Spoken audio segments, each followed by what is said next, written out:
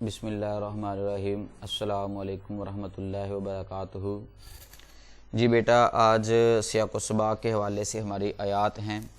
جو ہماری آیات سیاق و سباق کے حوالے سے چل رہی تھی سورہ البقرہ کی، تو 9 آیات جو تھی وہ ہم نے پڑھ لی تھی، اور آج ہماری آیت ہے، آیت نمبر 10 ہے۔ اللہ رب العزت نے ارشاد فرمایا، فَتَمَنَّوُا الْمَوْتَ إِن كُنتُمْ صَادِقِينَ، سو تم موت کی تمنا کرو اگر تم سچے ہو۔ تو اس آیت کے پہلے حصے میں یہود کے اس دعوے کا ذکر ہے کہ آخرت کا گھر اور لوگوں کے لیے نہیں بلکہ انہی کے لیے خاص ہے۔ تو اس آیت کے حصے میں فرمایا گیا کہ اگر یہ بات سچی ہے تو موت کی تمنا کرو۔ اس کے بعد اس آیت میں اس حقیقت کا اظہار ہے کہ وہ کبھی موت کی تمنا نہیں کریں گے کیونکہ ان کے اعمال اچھے نہیں ہیں۔ تو یہ ان دونوں اس آیت کے اندر بتایا گیا کہ وہ کہنے لگے کہ آخرت کا گھر تو صرف ہمارا ہے، کسی اور کا نہیں۔ تو اللہ تعالیٰ نے فرمایا کہ اگر تم کہتے ہو کہ آخرت کا گھر تمہارا ہے تو تم ایسا کرو کہ پھر آخرت کی اپنے لیے موت کی تمنا کرو۔ تو بعد والے حصے میں بتا دیا کہ وہ کبھی بھی موت کی تمنا نہیں کریں گے کیونکہ ان کے اعمال اچھے نہیں ہیں۔ اس آیت کے حصے میں ان کے غلط دعوے کی تردید کے لیے کہا جا رہا ہے کہ موت کی تمنا کرو۔ ان کا دعویٰ یہ تھا کہ مسلمان اور دیگر اقوام کے لیے آخرت نہیں ہے بلکہ یہ تو خاص طور پر انہی کے لیے ہے۔ تو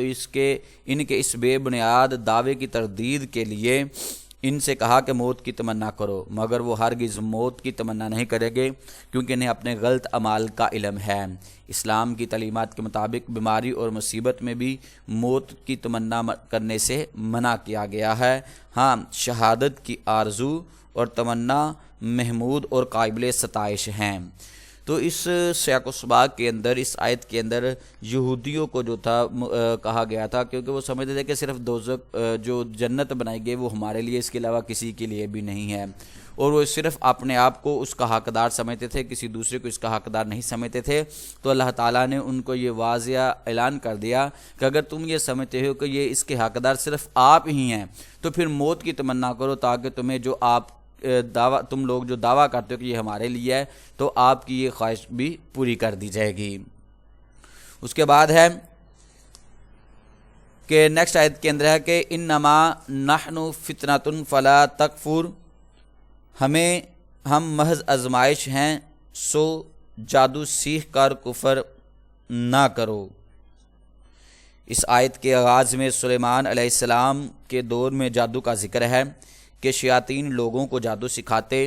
پھر اللہ تعالیٰ نے بابل میں 2 فرشتے اتارے، وہ لوگوں کو جادو سکھاتے، مگر یہ حقیقت بھی بتاتے ہیں کہ جس کا اس حصے میں ذکر ہے ہم صرف آزمائش کے لیے ہیں، سو جادو سیکھ کر کفر نہ کرو۔ اور اس آیت کے آخری حصے میں ان کے جادو سیکھنے کا مقصد بیان کیا گیا ہے کہ اس کے ذریعے میاں اور بیوی کے مابین جدائی ڈالتے ہیں۔ تو ان آیات کے اندر جو تھا، اس آیت کے اندر بیٹا بتایا جا رہا ہے کہ سلیمان علیہ السلام کے زمانہ اقدس کے اندر شیاطین جو تھے وہ لوگوں کو جادو سکھاتے تھے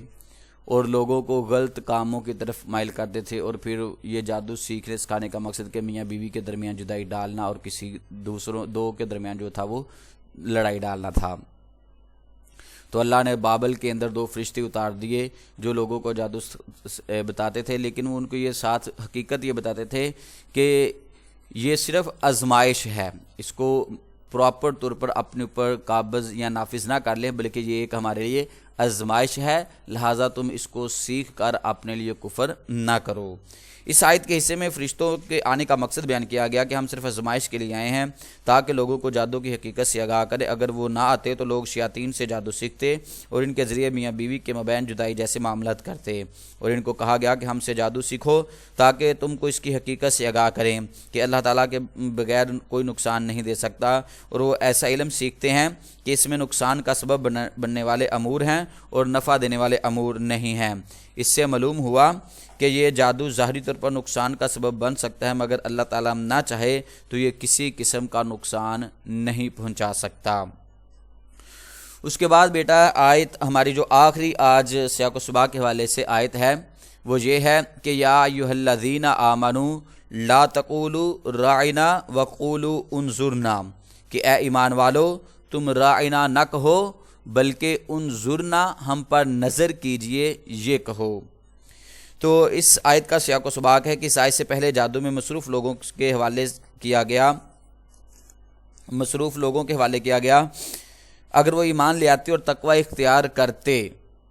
تو اللہ کے ہاں اس کا اچھا صلہ ملتا۔ اس آیت میں اہل ایمان سے خطاب ہے کہ تم ایسا لفظ جس میں شبہ کی گنجائش ہو وہ استعمال نہ کرو، بلکہ وہ لفظ استعمال کرو جس کے معنی میں غلط ذہن والا بھی آدمی اپنے مطلب کے لیے استعمال نہ کر سکے، اس لیے رائنا کی بجائے انظر نہ کہو۔ اس کے بعد فرمایا واسمعوا، اور تم توجہ سے سنو تاکہ تمہیں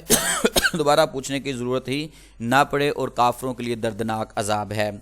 تو اس آیت کے اندر بیٹا بتایا جا رہا ہے کہ وہ لوگ جو تھے وہ انظرنا کا ان کو کہا گیا کہ کہیں رائنا نہ کہیں، اور اللہ نے دیکھے کہ کتنے خوبصورت انداز کے اندر یہاں بیان کیا کہ رائنا یعنی کہ جس لفظ کے اندر شک آ جائے اس لفظ کا استعمال نہیں کرنا، اس لفظ کو چھوڑ دینا ہے۔ تو وہ لوگ رائنا کی بجائے رائنا کہنا جو تھے وہ پکارتے تھے، تو اللہ کی ذات کو یہ لفظ اچھا نہ لگا تو اللہ نے اس کو کیا فرما دیا کہ اے ایمان والو رائنا کی بجائے آپ انظرنا لفظ جو ہے یہ استعمال کرو تاکہ اس سے آپ پر نظر کرم ہوگی۔ اس آیت میں بارگاہ رسالت مآب صلی اللہ علیہ وسلم کے ادب کو بیان کیا گیا ہے کہ ایسا لفظ جس میں کوئی غلط معنی نکلتا ہو اس لفظ کا استعمال ترک کر دیا جائے، کیونکہ رائنا کا معنی کہ آپ ہماری رعایت کیجئے، لیکن یہود اس کو لمبا کر کے رائنا یعنی ہمارے چرواہے پڑھتے، اس لیے اس لفظ کے استعمال سے منع کر دیا گیا اور اس کی جگہ انظرنا آپ ہم پر نظر کیجئے کا لفظ استعمال کریں۔ اس کو کسی اور انداز میں بھی پڑھے تو غلط معنی نہیں نکل سکتا۔ اس سے معلوم ہوا کہ بارگاہ رسالت مآب صلی اللہ علیہ وسلم میں مشتبہ الفاظ سے اجتناب کیا جائے، اور بعد میں فرمایا واسمعوا، اور توجہ سے سنو تاکہ وہ دوبارہ پوچھنے کی ضرورت محسوس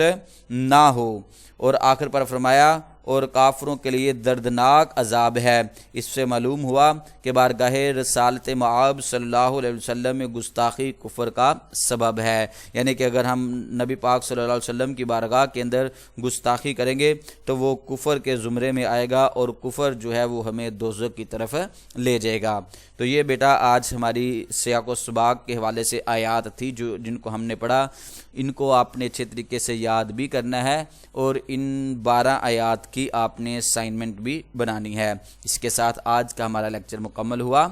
اللہ حافظ۔